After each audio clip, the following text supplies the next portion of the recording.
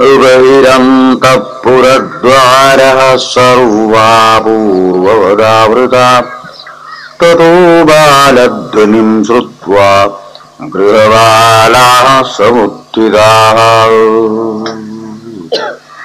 ते तु तूर्णमुपव्रज्य देवक्या गर्भजन्मतः आचक्षुर्भोजराजाय यदुद्विग्न प्रतीक्षति।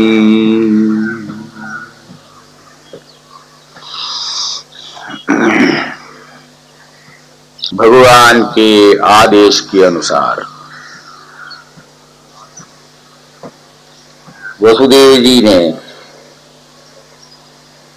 भगवान श्री कृष्णचंद्र को नंद गोकुल पहुंचाया। यमुना जी में बाढ़ आई हुई थी, परंतु वसुदेव जी के उपस्थित होते ही यमुना जी ने गोकुल जाने के लिए मार्ग दे दिया। मार्गम ददौ सिंधुरिवश्रय पतेः। समुद्र ने जब मार्ग नहीं दिया था तो भगवान रामचंद्र ने अपने हाथ में धनुष बाण लिया था और समुद्र देवता स्वयं भयभीत होकर भगवान रामचंद्र के चरण में पड़ गया था।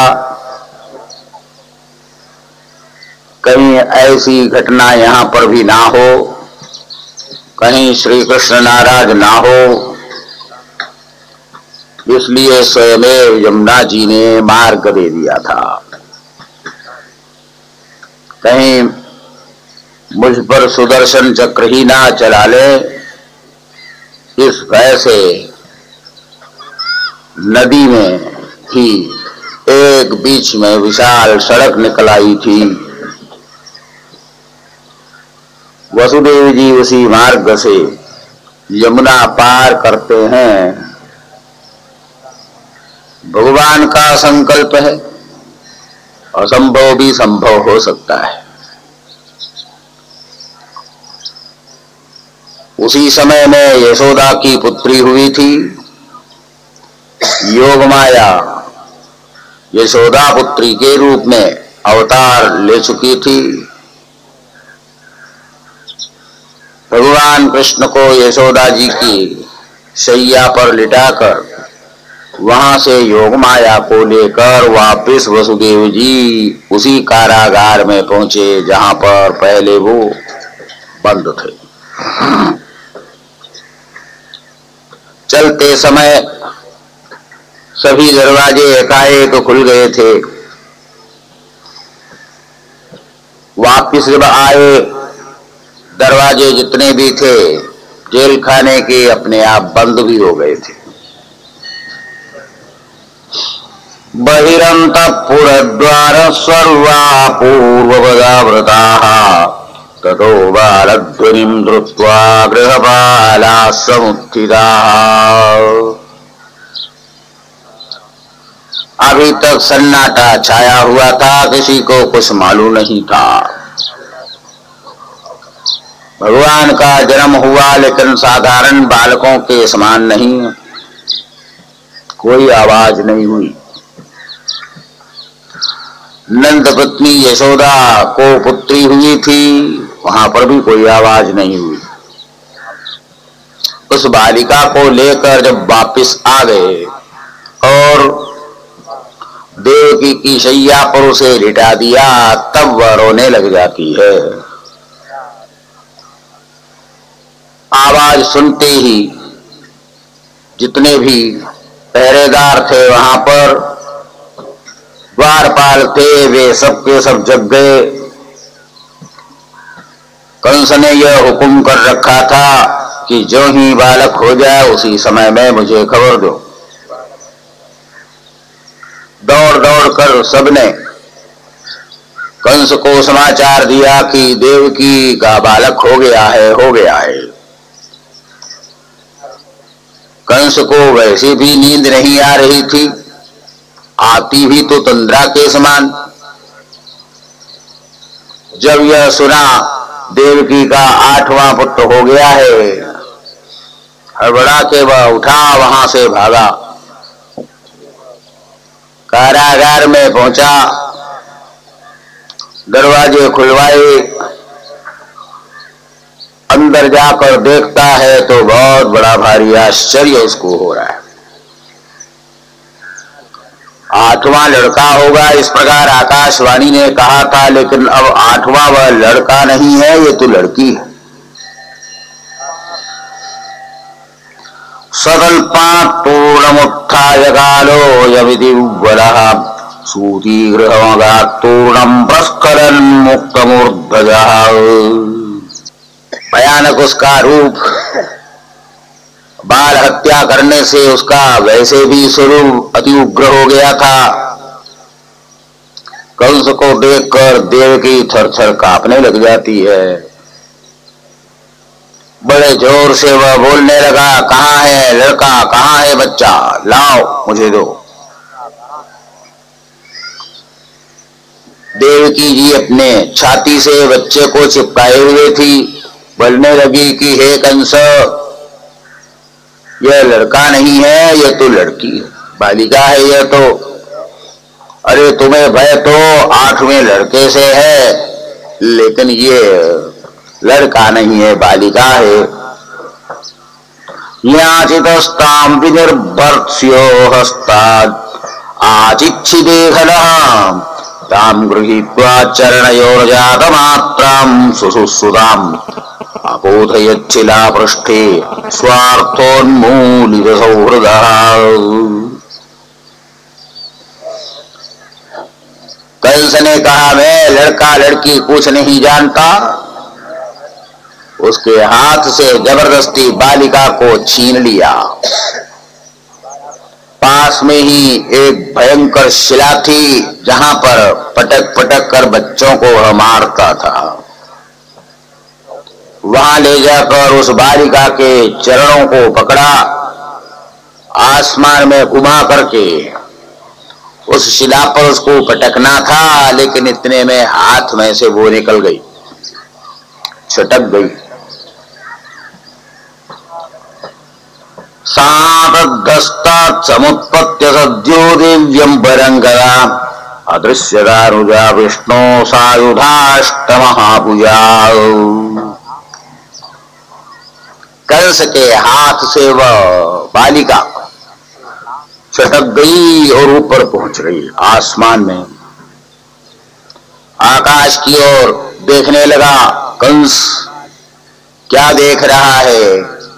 वह कोई बालिका नहीं, वह तो अष्टभुजा भगवती अम्बा माता है। दिव्य हार पहने हुए थी, अंबर धारण किए हुए थी, अनेक प्रकार के रत्न आभरणों से भूषित थी। हाथ में धनुष है, शूल है, चर्म है, तलवार है, शंख चक्र गदा आदि है। बड़े बड़े सिद्ध चारण गंधर्व अप्सर आदि स्तुति कर रहे थे। देवी वहां से बोलने लगी, किम मया हतया मंद जात खलु तवां तव यत्र क्व वा पूर्व शत्रुर्माहिंसी कृपणान्मृता। उस देवी ने कहा, रे मूढ़ कंस, मुझे मारने से तुम्हें क्या फायदा होने वाला है? तुझे मारने वाला कहीं पैदा हो चुका है, याद रख। लेकिन इस प्रकार तू हिंसा करता है, पाप करता है, उसका परिणाम तुझे ही भोगना पड़ेगा। बेचारे छोटे छोटे बालकों को वृथा इस प्रकार मत मारो, इनकी हत्या मत करो। इतना कहकर वह देवी अदृश्य हो जाती है। इस प्रकार जब उस भगवती देवी ने कहा, कंस को बड़ा ही आश्चर्य हुआ। कारागार के अंदर वह पहुंचा, पछताने लगा। हथकड़ियां लगी हुई थी, बेड़ियां लगी हुई थी, खुलवा दिया सभी और बोलने लगा, अहो भगिन अहो भामो मया वाम भगवात्मना पुरुषादेवापत्यम बहवो हिंसिता सुताः। कंस बोलने लगा, हाय मैंने आप दोनों को बहुत दुख दिया, बड़ा ही अन्याय किया। मुझे क्या मालूम था कि आकाशवाणी भी झूठ बोल सकती है। आकाशवाणी ने कहा था कि इसका 8वां लड़का तुझे मारेगा। इसी विश्वास पर मैंने सब बच्चों की हत्या की थी। अब देवता भी झूठ बोले तो मनुष्य की तो बात ही क्या है। मा शोचत महाभागावात्मजान सुकृतम भुजः जंतवो न सदैगत देवाधीनास्तदा सती। आप शोक ना करो, संसार की यही रीति है। संयोग होता है और कभी वियोग भी होता है। इस बात को आप जानते भी हैं, सिर्फ मैं याद दिलाता हूं कि इसके लिए शोक करना आवश्यक नहीं है, उपयोगी नहीं है। क्षमद्वं मम गौराप्यं साधवो दीनवत्सलाः इत्युक्त्वा स्वमुखपादो श्यालः स्वश्रोरथाग्रही। आप क्षमा करें, संत है आप, दीनवत्सल हैं। इस प्रकार कहता हुआ कंस अपने आंखों से आंसू बहाने लगा। दोनों को बंधन से मुक्त कर दिया। देवकी और वसुदेव दोनों को अपना सौहृद दिखाने लगा। मतलब मैं भला आदमी हूं, इस बात को दिखाता हुआ आंखों से वह आंसू बहाने लगा था। भ्रातु समनुदत्तस्य क्षान्त्वारुषं च देवकी विहृजद् वसुदेवश्च प्रहस्यतमुवाच। हंसते हुए वसुदेव जी और देवकी दोनों बोलने लगे कि हे कंस, संसार में इसी प्रकार सुख दुख तो होते ही रहते हैं। अज्ञान के कारण लोगों के मन में अहंकार ममकार होता है, जिसको लेकर ही लोग दुखी होते हैं, शोक करने लग जाते हैं। यह मेरा है, यह पराया है, इस प्रकार की मति का ही परिणाम है। लोग अहंकार ममकार के कारण शोक सागर में डूबते हैं। शोक हर्ष भय द्वेष लोभ मोह मदान्विताः मितोग्रम तन्न पश्यन्ति भावेर्भावं पृथग्दृशाः। क्षमा मांगकर वहां से कंस अपनी राजधानी में पहुंच जाता है, महल में। ये सब प्रातः काल की बात है, 3-4 बजे की बात है सुबह। मंत्रियों को सब जगाया, बुलाया। कंस ने पूछा कि अब आगे क्या करना चाहिए। आकाशवाणी ने जो बात कही थी वह बात तो सही नहीं निकली। देवकी की 8वीं लड़की हो गई, लड़का नहीं हुआ। लेकिन साथ में इतना उसने बताया कि तुझे मारने वाला कहीं न कहीं पैदा हो चुका है। मंत्री सभी दुर्मंत्री ठहरे। मंत्रियों ने कहा कंस को, राजन, मनुष्य को अपनी बुद्धि के अनुसार प्राणों को बचाना चाहिए, जीवन को बचाना ही चाहिए। प्रयत्न करने के बाद भी कुछ नहीं हुआ तब तो अपना दोष उसमें नहीं रहता है। उपाय यही है, कहीं ना कहीं वह पैदा हो चुका हो, तो इसका मतलब यही हुआ 10 दिन के अंदर ही वह बालक पैदा हो गया है। 10 वर्ष के अंदर के जितने भी बच्चे हैं सबको मरवा दिया जाए। उसके अंदर आपको मारने वाला जो बच्चा है वो भी मर जाएगा। एवं चेत्तर्हि भोजेन्द्र पुरग्राव व्रजादिषु अनिर्देशान निर्देशान निर्दशांश्च हनिष्यामोऽद्य वै शिशून्। दूसरी बात यह, देवताओं के अंदर शक्ति जो होती है उसमें मूल कई है। तपश्चर्या करते हैं तपस्वी लोग, यज्ञ करते हैं, गायें पुण्यशाली होती है। इन सब के कारण ही देवताओं की शक्ति बनी रहती है।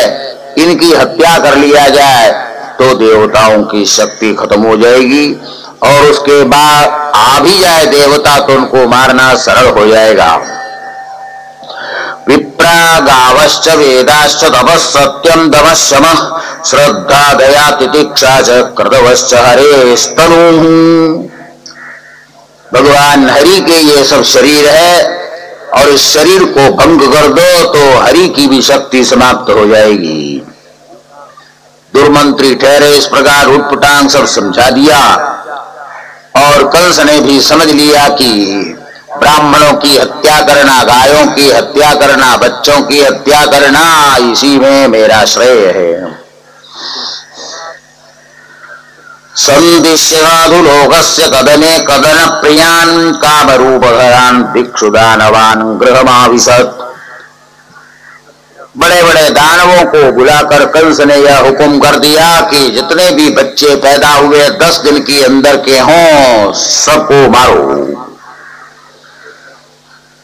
सुखदेव जी कहते हैं इसका ही परिणाम यह हुआ, आयुश्रियम यशो धर्मम लोगान आशिषयेव च हन्ति श्रेयांसि सर्वाणि पुंसो महदतिक्रमा। महान पुरुषों का अतिक्रमण जो करता है उसकी आयु जो बनी हुई है वो भी क्षीण हो जाती है, श्री उसकी नष्ट हो जाती है, यश अपयश में परिणत हो जाता है, धर्म सभी खत्म हो जाते हैं, उसकी सब आशाएं निराशा में परिणत हो जाती हैं। नंदस्त्वात्मज उत्पन्ने जातालादो महान् मनाः आहूय विप्रान् वेदज्ञान स्नातः सुशिरं कृतः। अब ब्रज की बात सुनिए। प्रातः काल जब हुआ, यशोदा माता नींद में थी, महामाया ने उनको मोहित किया था। लड़का हुआ कि लड़की हुई इतना भी उनको पता नहीं था। जब आंख खुली और देखने लगी तो बालक हो गया है, बुढ़ापे में ये एक बालक प्राप्त हो गया है। फिर हर्ष की कोई सीमा नहीं। नंद राय को जब खबर मिली तो वो भी दौड़ दौड़ के पहुंच गए। उसी समय में बड़े बड़े ब्राह्मणों को जो वेद वेदता है बुलाकर स्वस्थ वाचन कराया, जात कर्म कराया। 10,000 गायों को उसी समय में संकल्प से दान में दे दिया। 7 तिलाद्रियों को दिया, तिल के पहाड़ 7 पहाड़ दान में दे दिया था, जिसके ऊपर रत्न है, सोना है, वस्त्र है, ये सब रखे हुए हैं। कालेन स्नान शौचाभ्याम संस्कारे तपसे जया शुद्ध्यन्ति दाने संतुष्ट्या द्रव्यान्यात्मात्म विद्या। इस बीच में सुखदेव जी अपना अभिप्राय साथ बोल जाते हैं। मनुष्य और मनुष्य ही क्या सभी वस्तु समय जब बीत जाता है तो पहले जो अपवित्र रहे वो भी पवित्र हो जाते हैं। स्नान से पवित्रता होती है, मंत्र शुचिता से पवित्रता होती है, संस्कार करने से पवित्रता होती है, तपश्चर्या से भी मनुष्य पवित्र होता है, यज्ञ यागासी से भी मनुष्य पवित्र हो जाते हैं, दान करने से भी मनुष्य की पवित्रता होती है, और आत्मविद्या प्राप्त हो जाए तो पूर्ण रूप से पवित्रता हो जाती है। इसलिए सब करते रहना चाहिए। कोई ना कोई कभी ना कभी काम तो आ ही जाएगा। स्नान करो, मंत्र बोलो, संस्कार करो, तपश्चर्या करो, दान देते जाओ, आत्मविद्या भी प्राप्त करो। समय पर जो भी काम दे इसके लिए पहले से सब तैयार रखना ही चाहिए। सौमंगल्य विरो विप्रासूतमा गगवंदिना गायगाश्च जगुर्ने दुर्भेर्यो दुंदुभयो मुहु। नंद राय को पुत्र हुआ, राजा को पुत्र हुआ, इसका मतलब वहां जितनी प्रजा थी अर्थात गोपाल जितने भी थे सब यही समझने लगे कि हमारे घर में ही लड़का आ गया है। सब गाने लगे, नाचने लगे। व्रज में तो बड़ा उत्सव ही होने लगा। उस समय में दही का मटका हाथ में लेकर एक दूसरे के ऊपर छींटने लगे। चित्रध्वज पताका सच्चैल पल्लव तोरणैगाभू वृषा वत्सधरा हरिद्रा तैलरूषिता। बछड़े थे, उनके ऊपर अनेक प्रकार के देखने में बड़े बड़े सुंदर लगते थे। माताएं जो थी वहां पर गोपिकाएं, उन लोगों ने कीमती कीमती वस्त्र उसी रोज पहनना शुरू किया, क्योंकि उनको बड़ी खुशी हो रही थी कि हमारे घर में बालक आ गया है। मार्ग वस्त्र आभरण कंचुगोष्णीशभूषिता। जो गोप जितने थे बड़ी बड़ी पगड़ी बांध दिए और अनेक प्रकार के आभूषणों से भूषित हो गए। सब नृत्य कर रहे हैं, गीत गा रहे हैं, प्रसन्न हो रहे हैं। आत्मानं भूषयांश्चक्रुवस्त्रागल्पाञ्जनादिभिः गोप्यस्वमृष्टमणिकुण्डल निष्ककण्ठश्चित्राम्बरपथिशिखाच्युतमाल्यवर्षाः नन्दालयं सवलया व्रजतिर्विरेजुर्व्यालोलकुण्डलपयोधरहारशोभा। हाथ में उपहार लेकर सब नंद राय के घर में पहुंच रहे हैं गोप वृंद और गोपिकाएं, क्योंकि नंद राय के घर में बालक आ गया है। बड़ी प्रसन्नता हो रही सबको। उपहार हाथ में लेकर सब पहुंच रहे और भेंट रख रहे हैं। हजारों की संख्या में गोप आ रहे हैं, गोपिकाएं आ रही हैं। ता आशीष प्रयुंजाना शिरम पावी विबालके हरिद्रा चूर्ण कैलाग्र सिंचन्त्यो जनमुज्जगु। आकर बालक को सब आशीर्वाद दे रही है वे गोपिकाएं। सारे विश्व को जो आशीर्वाद देने वाला परमात्मा है, उस परमात्मा को आज गोपिकाएं स्वयं आशीर्वाद दे रही है, बोल रही है चिरंजीवो भव, चिरंजीवो भव, 100 वर्ष तक जियो, 100 वर्ष तक जियो। गोपिकाओं का आशीर्वाद सचमुच में सफल हो गया और इसीलिए 100 वर्ष क्या 125 वर्ष तक रह गए थे भगवान।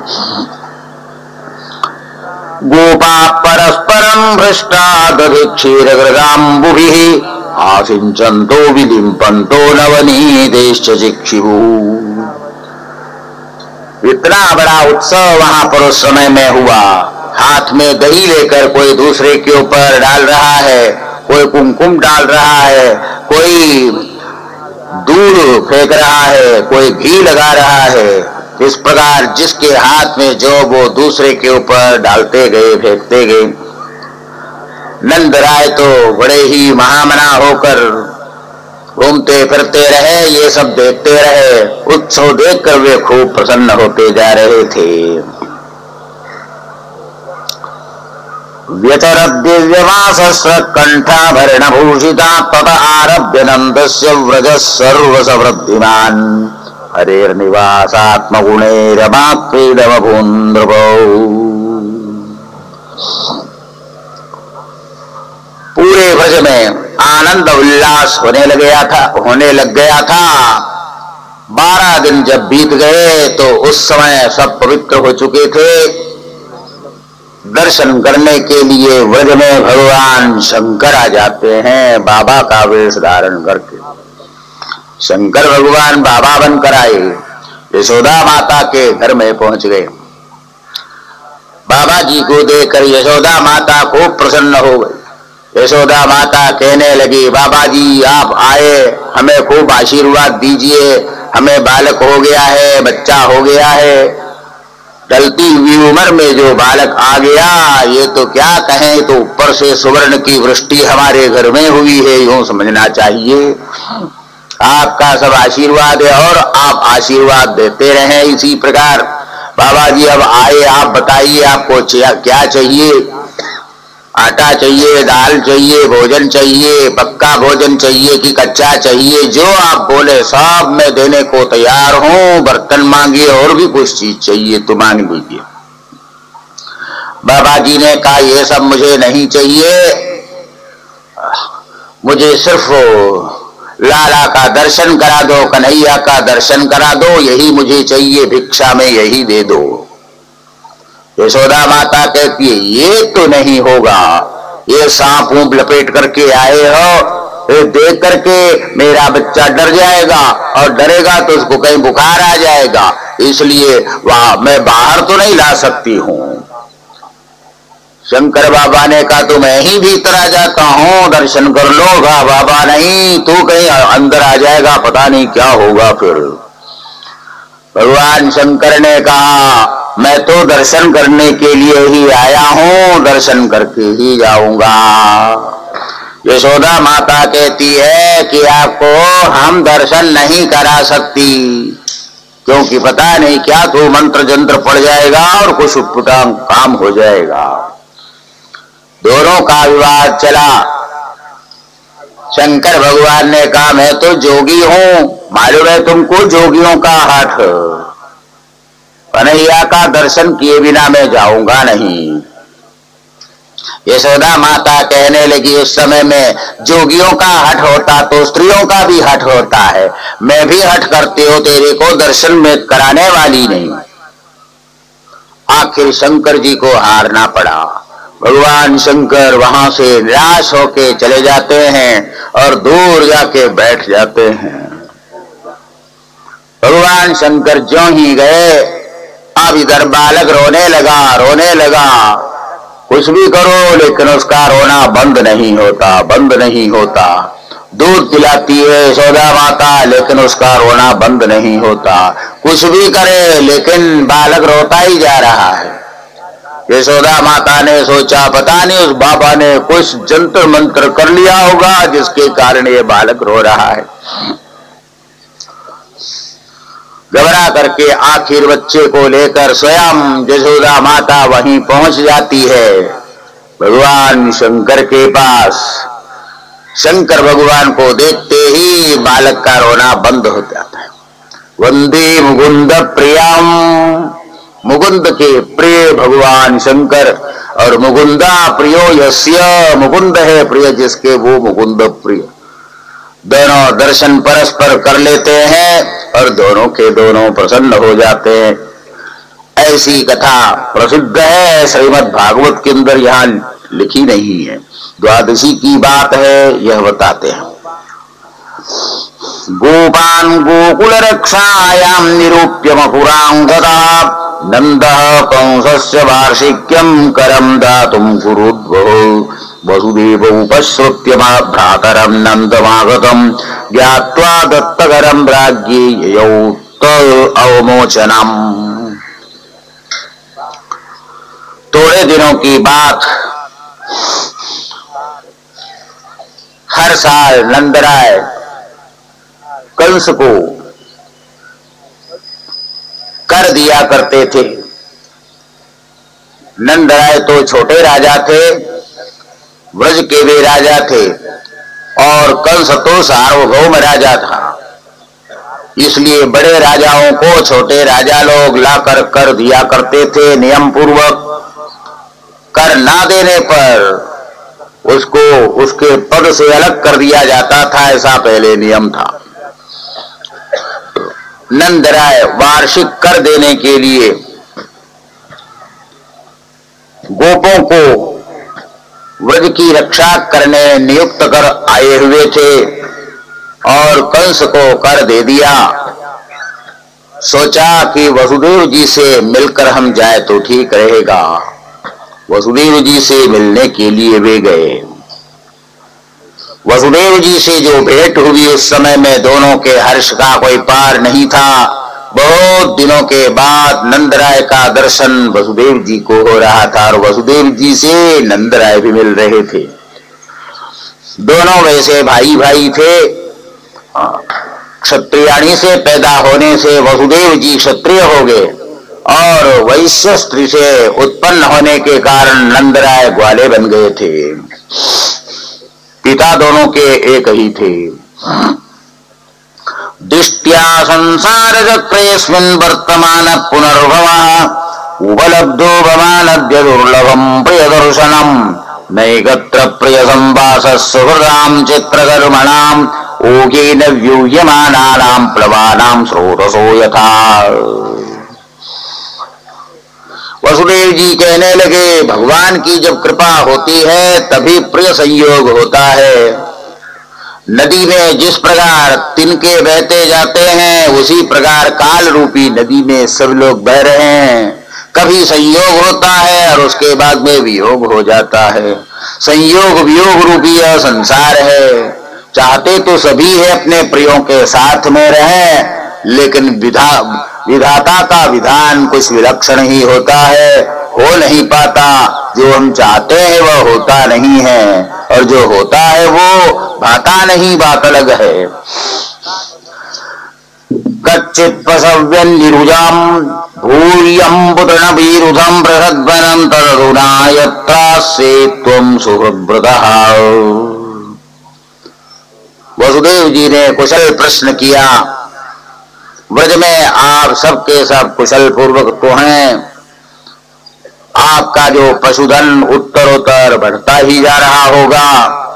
आप जैसे महान विभूति जहां पर हो वहां पर निश्चित रूप से हमेशा धन संपदा होती रहती है। बोलते बोलते वसुदेव जी ने कहा, करो वै वार्षिको दत्तो राज्ञी दृष्टा वयं च वः नेहस्थेयं बहुविधं सन्त्युत्पाताश्च गोकुले। आपने कर दे दिया है कंस को और मिलन भी हो गया है। आप जल्दी से जल्दी व्रज जाएं तो अच्छा रहेगा। कई प्रकार के उत्पात हो सकते हैं, उन उत्पातों से बचना और बचाना दोनों ही आवश्यक है। इतना कहकर वसुदेव जी ने नंदराय को विदा किया। रास्ते में नंदराय सोच रहे थे, ये वसुदेव जी ने ऐसा क्यों कहा। बड़े बड़े उत्पात हो रहे और होंगे, इसलिए इनसे बचना चाहिए और सबको बचाना चाहिए, ऐसा क्यों उन्होंने कहा। थोड़ा सा भय भी हो गया नंदराय को। आखिर भगवान का स्मरण करने लगे। श्रौर्य नमृषेति विचिन्तयन् हरिं जगाम शरणमुत्पातागम शंकितः। इधर कंस ने शिशुओं को मारने के लिए पूतना नाम की राक्षसी को भेजा था। उसको ये आदेश दिया था कि 10 दिन या 20 दिन के अंदर के जितने भी बच्चे हैं सबको मार डालो। कंसेन प्रहिता घोरा पूतना बालघातिनी शिशुश्चचार निग्रन्ति पुरग्राम व्रजादिषु।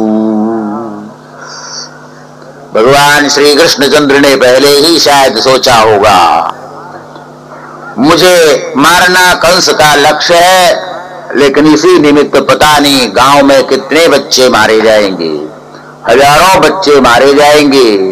भगवान श्री कृष्णचंद्र ने उस पूतना की बुद्धि को शायद बदल दिया, जिसके कारण सर्वप्रथम वो पहुंच गए नंदराय के ही घर में और बच्चों को मार दिया। ये वृत्तांत यहाँ पर नहीं बताया और वो पहुंच जाती है एकाएक नंदराय के घर में। साके चर्येकदूपेत्य पूतना नंद गोकुलम योषित्वा माययात्मानं प्राविशत् कामचारिणी। पूतना राक्षसी थी, अपनी इच्छा के अनुसार नाना रूप को धारण कर सकती थी। बहुत सुंदर अप्सरा का रूप धारण कर, देवी का रूप धारण करके वह पहुंच गई नंदराय के घर में।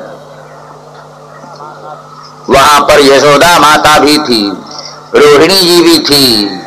उन लोगों ने देखा कोई बड़े घर की स्त्री आई हुई है, शायद कोई देवी हो। यह देखती ही रह गई, स्तब्ध हो गई थी। उनका दिमाग तो शून्य सा हो गया था। उसको देखकर विपरीत आशंका उनके मन में हुई ही नहीं। अमं सदां भोजगरेण रूपिणीं गोप्य श्रियं द्रष्टुमिवागतां पतिम्। ब्रजवासी गोपिकाएं सोचने लगी, ये तो साक्षात श्री है ऐसा लगता है, ये तो लक्ष्मी है ऐसा लगता है, और ये जो बालक है सचमुच में भगवान हो। भगवान का दर्शन करने के लिए साक्षात लक्ष्मी यहाँ पर पहुंच गई हो ऐसा लग रहा है। बालग्रहस्तत्र विनिन्वति शिशून् यदुच्छयानंद गृहे सदंतकम् बालम प्रतिच्छन्न निजोरुतेजसं ददर्श कल्पेऽग्निवाहितं भसी। नंदराय के घर में जो ही वो प्रविष्ट हो गई, दोनों के दोनों देख रही हैं, कुछ बोल नहीं रही है। पलने में बालक को लिटा के रखा था, कन्हैया को लिटा के रखा था। विबुध्यतां बालकबालिकाग्रहं चराचरात्मा सनिमीलिवेक्षणम् अनन्तमारोपयदङ्कदन्तकं यथोरगं सुप्तमबुद्धिरज्जुभिः। पलने में पड़े हुए बालक को पूतना ने अपने हाथ में उठा लिया और उठा करके अपने गोद में बिठाया। यशोदा देख रही है, रोहिणी भी देख रही है, लेकिन गांव में ऐसी आदत होती है, रिवाज होता है, किसी भी घर में जाए तो बच्चे को उठा करके अपने गोद में स्त्रियां रख लेती है और अपना दूध पिलाना शुरू कर देती है। पूतना ज्यों ही पास में पहुंच गई, भगवान श्री कृष्णचंद्र ने अपनी आंखों को मूंद लिया क्षण भर के लिए। अपनी आंखों को क्यों बंद किया? बड़ा भारी एक प्रश्न यहाँ पर वल्लभाचार्य जी ने और बड़े बड़े विद्वानों ने उठाया। उत्तर यह दिया, पूतना जो है वो वास्तव में अविद्या थी। अविद्या, पूत कहते हैं पवित्र को, न बोलते नहीं को। पूता न भवती थी पूतना, जो पवित्र नहीं है, अपवित्र, अज्ञान, माया, अविद्या, वही तो पूतना है। भगवान श्री कृष्ण ने सोचा यदि मैं आंख खोलकर देख लूं तो मेरी आंखों में है ज्ञान, अज्ञान रूपी अविद्या खलास हो जाएगी और उसके बाद में लीलाएं भी नहीं होगी। इसलिए आते ही भगवान कृष्ण ने अपनी आंखों को मूंद लिया। उठाकर उसने अपनी गोद में कन्हैया को रख दिया और उसके बाद में अपना दूध पिलाना शुरू कर दिया। लेकिन अपने स्तनों पर उसने जहर लगा दिया था, लगाकर वो आई थी। तस्मिन् स्तनम् दुर्जरवीर्यबुल्बणम् घोराङ्कमादाय शिशोर्ददावथ गाढङ्कराभ्यां भगवान् निपीड्य तत्प्राणैः समं रोषसमन्वितो बिभव। जहर लगा के रखा है और जहर पिला करके उसने सोचा इस बालक को मैं मारूं। गोद में रखकर जो ही दूध पिलाना शुरू किया, गाढंकराभ्याम भगवान प्रपीड्य तत्प्राणैः समं रोषसमन्वितो बिभव। दूध पीना शुरू किया कन्हैया ने। ऊपर से देवता लोग हाहाकार कर रहे थे, अरे ये तो बालक होकर आए हुए हैं, मनुष्य शरीर धारण करके आए हैं, चाहे भगवान ही क्यों न हो, लेकिन मनुष्य शरीर धारण करने पर लोग का जो प्रभाव है अवश्य ही पड़ेगा। ये अभी जहर पिएंगे, क्या होगा क्या होगा। प्राणैः समं रोषसमन्वितो बिभव। दूध पीने लगे, जहर भी पी रहे थे, लेकिन साथ साथ प्राणों को भी खींचने लग गए थे। सा मुंच मुंचालमिति प्रभाषिणी निपीड्यमाना किल जीववर्मणि विवृत्य नेत्रे चरणौ भुजो मुहुः प्रस्विन्न गात्राक्षिपतिरुरोध। पूतना को ऐसा लगने लगा कि मेरे प्राण खींच रहे हैं। बच्चे को छुड़ाने की वो कोशिश कर रही थी, खींचने लगी, फेंकने की कोशिश कर रही थी, मुंच मुंच बोलने लगी, छोड़ छोड़ छोड़। लेकिन भगवान अंदर से बोल रहे थे, मैं पकड़ना जरूर जानता हूं लेकिन छोड़ना नहीं जानता। किसी को भी मैंने पकड़ लिया तो फिर उसको कभी छोड़ता नहीं, उसको परम गति प्राप्त करा कर तब मैं छोड़ सकता हूं। लेकिन थोड़ी ही देर में वो जो पूतना अप्सरा बनकर आई थी, सुंदर बनकर आई थी, वो अपने स्वरूप में आ गए, राक्षसी के रूप में आ गए घबराहट के कारण। तस्यासने नाति गभीर रंगसा साध्य महीद्योश्च चचाल सग्रहा। बड़े जोर से वह गरजने लगी, ऐसी आवाज निकालने लगी कि मानो कोई मेघ गर्जन हो रहा हो। कांपने लगे जितने भी उस समय वहां विद्यमान थे।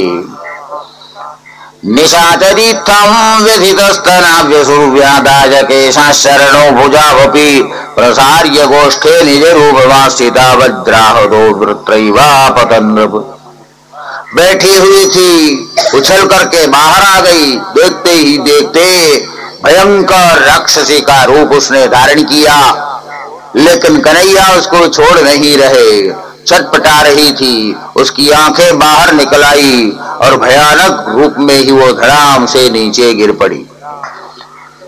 नीचे गिरी तो कहते हैं कितने कितने वृक्षों को चूर करती हुई वो नीचे गिर गई, राक्षसी ही जो ठहरी।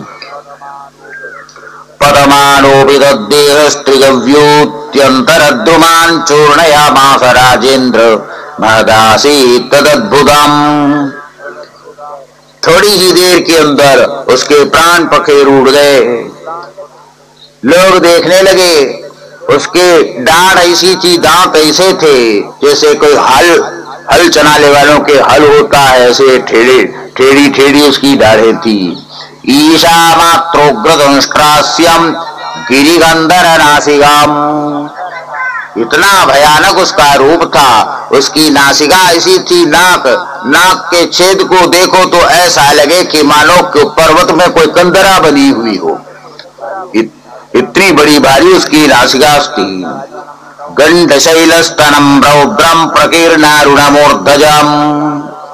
उसके स्तन इस प्रकार दिख रहे थे मानो कोई चट्टान हो, कोई पहाड़ी हो, उस प्रकार दिखाई दे रहे थे। केश सब बिखरे हुए थे, कुएं के समान उसकी आंखें धसी हुई थी। बद्ध सेदो भुजोर्वंक्रे शून्य तो यहृदोदरम। पेट ऐसा दिखाई दे रहा था जैसे कोई सरोवर हो और उसका पानी सूख गया हो और कीचड़ फटने लग गया हो, ऐसा उसका पेट दिखाई दे रहा था। देखकर सब गोपिकाएं घबराने लग गए, लेकिन सबसे अधिक घबराहट तब हुई कि उसके वक्षस्थल पर कन्हैया दूध पीते हुए नजर आ रहे थे, खेल रहे थे उसकी छाती पर। हाय क्या होगा कन्हैया का क्या होगा, सब घबरा रहे थे, पास जाने के लिए भी डर रहे थे। लेकिन कुछ गोपिकाओं ने हिम्मत कर लिया, बड़ी बड़ी सीढ़ी लेकर आ गई और सीढ़ी लगा करके उसकी छाती पर सब चढ़ गई और कन्हैया को लेकर उतर के आ गई और आकर यशोदा मैया की गोद में सौंप दिया उसको। तब उनको शांति हो गई। ब्रज में जितने वहां थे सबके मन में उस समय शांति हो गई। बालं च तस्या उरसि क्रीडन्तमकुतो भयम् गोप्यस्तूर्णं समभ्येत्य जगृहुर्जात संभ्रमाः। यशोदा माता को, रोहिणी को ऐसा लगने लगा कि सचमुच में यमराज के मुंह में गया हुआ बालक वापिस आ गया। पता नहीं है कौन सी राक्षसी यहाँ पर आ गई थी। जो भी हो, अब इसकी रक्षा करना बहुत आवश्यक है। मंत्र बोलकर रक्षा मंत्र बोलने लगे, कवच मंत्र बोलने लगी सभी। आचरण करने के बाद यह मंत्र बोलने लगी, अव्याद जुंघ्रिमणिमास्तव जन्मधूरु यज्ञोच्युतम कटितटम जठरम मयास्याम केशवस्तुदुर ईश इदस्तु कंठम विष्णुर्भुजम मुखमुरुक्रम ईश्वर काम। अज भगवान तुम्हारी चरणों की रक्षा करे, यज्ञ भगवान उरु की रक्षा करे, अच्युत भगवान कटि तट की रक्षा करे, हयास्य पेट की रक्षा करे, केशव तुम्हारे हृदय की रक्षा करे, विष्णु भगवान तुम्हारी भुजाओं की रक्षा करे। भगवान की ही नाम बोलती जा रही है और मंत्र बोलती जा रही है और भगवान की ही रक्षा कर रही है। देवताओं को ऋषियों को आश्चर्य हो रहा था, अरे ये सब जितने भी नाम है ये नाम तो भगवान के ही नाम है, और बोलते जा रहे हैं विष्णु रक्षतु गोपालो रक्षतु गोविंदो रक्षतु, विष्णु रक्षतु, विष्णु रक्षा करे, अच्युत रक्षा करे। संत पुरुषों ने समझा उस समय में, बात यह है भगवान की भी रक्षा भगवान के नाम करते हैं। भगवान से बढ़कर तो भगवान के नाम है, भगवान नाम उच्चारण करते हैं तो उसे भगवान की भी रक्षा होती है, तो संसार की रक्षा की कौन सी बड़ी बात है।